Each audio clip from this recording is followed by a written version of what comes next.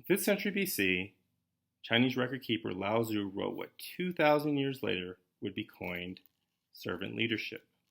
Lao Tzu wrote, "The highest type of ruler is one whose existence the people are barely aware. The sage is effacing and scanty of words. When his task is accomplished and all things have been completed, all the people say, 'We ourselves have achieved it.'" Hi, my name is Derek Easter, and it's my pleasure to introduce the Lou Group. Also presenting today are David, Teresa, and Monique. We will focus on case study number 1, which addresses poor communication skills. We will utilize servant leadership characteristics such as active listening, empathy, awareness, persuasion, but most importantly, a commitment to the employee's growth as the foundation for our intervention strategy. The following is a brief synopsis of the case study. Within the company, there's a rising accounting department manager by the name of Jennifer. Jennifer is exceptional in her knowledge of accounting and has implemented procedural changes and streamlined processes that have resulted in cost savings for the company. However, there are growing concerns in Jennifer's ability to communicate and work effectively with her team. As Jennifer's direct report and the company's CFO, we will implement strategy based on servant leadership model. Please allow me to introduce David as he will begin the intervention.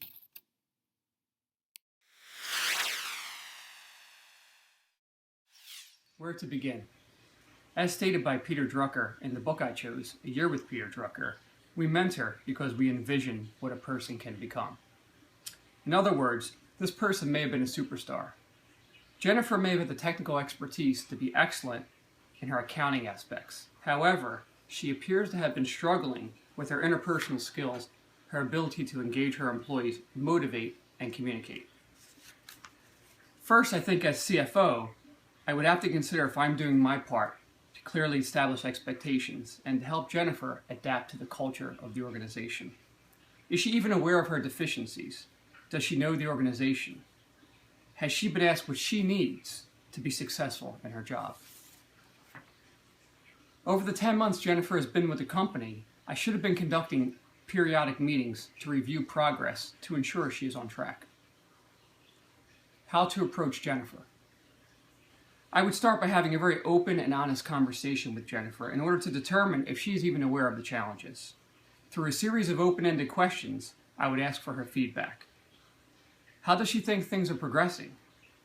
Does she have what she needs to do her job effectively and efficiently? What challenges has she been facing?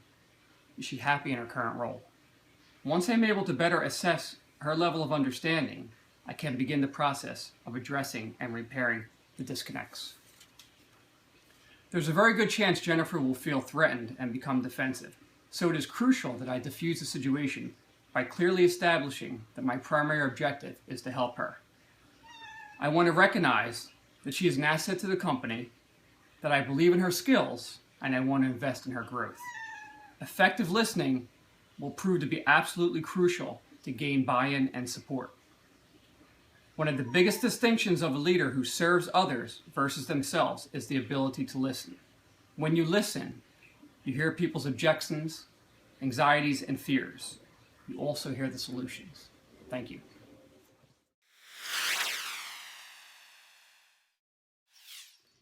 How would we gain Jennifer's buy-in? First, we would start out by laying the goals, be very clear and persistent about what is expected of Jennifer for the organization and in her daily tasks. We want to make sure that she knows what her personal tasks are and what she needs to accomplish. Also, though, but be very supportive and follow up often. We would definitely want to let her know it's open door policy, feel comfortable coming to us. We want to be good listeners, be empathetic, let her know that we're very committed to the growth of her in our organization. Definitely, like I said, with following up, just making sure that she's staying on track and, that she sees how these little changes now will have a positive effect long term. Next, how would we hold Jennifer accountable for improvements on these issues? like I said, set expectations, make sure she's aware of what they are, but be very clear on what is expected of her. Make sure that she is committed to us. Request that she lets us know that she is committed to making these changes. Also set up an evaluation maybe every 3 to 6 months just to track her progress. See if she needs any support, any mentoring, if there's any feedback that we could give her that would help her. If she is having a little bit of trouble, some delayed progress, for us just to focus and guide Jennifer to where she needs to be, and just let her know how important and serious these changes are. And finally, evaluate effectiveness. Overall, for the servant leader model that we would use to guide Jennifer, definitely utilizing communication, being good listeners, empathetic towards her, letting her know that we're here, we want to see her grow, and just that she feels comfortable. A huge thing, that servant leaders believe, I'll read a quote according to Northhouse, that when followers receive caring and empowerment from ethical leaders, they in turn will likely begin treating others this way. Servant leaders would produce a ripple effect in which servant leaders create more servant leaders. And that's our ultimate goal, is for Jennifer to be able to become a better communicator, listener, work better with her group.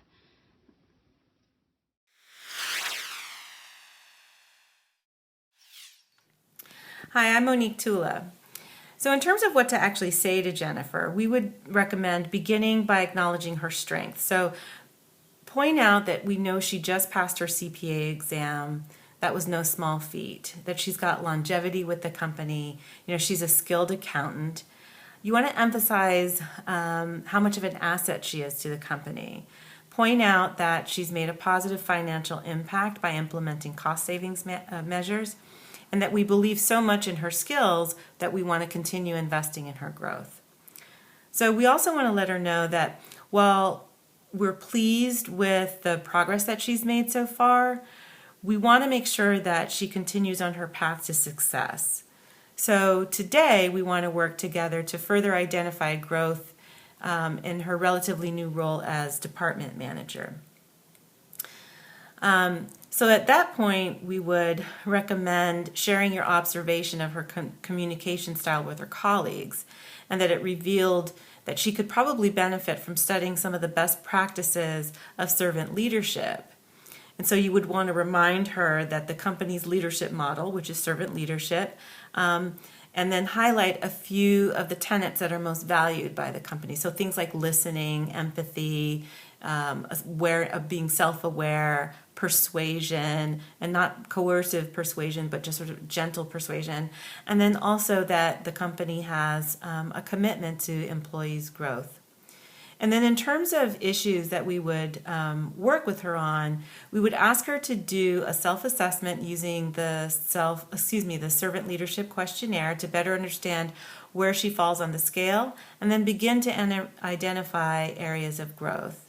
And then based on that assessment, ask her to identify 3 specific goals that she would work on over the next 3 to 6 months. Have her write them down, share them with you, and then explain that you would check in periodically with her to see how she feels she is progressing, and then to share your observations as well.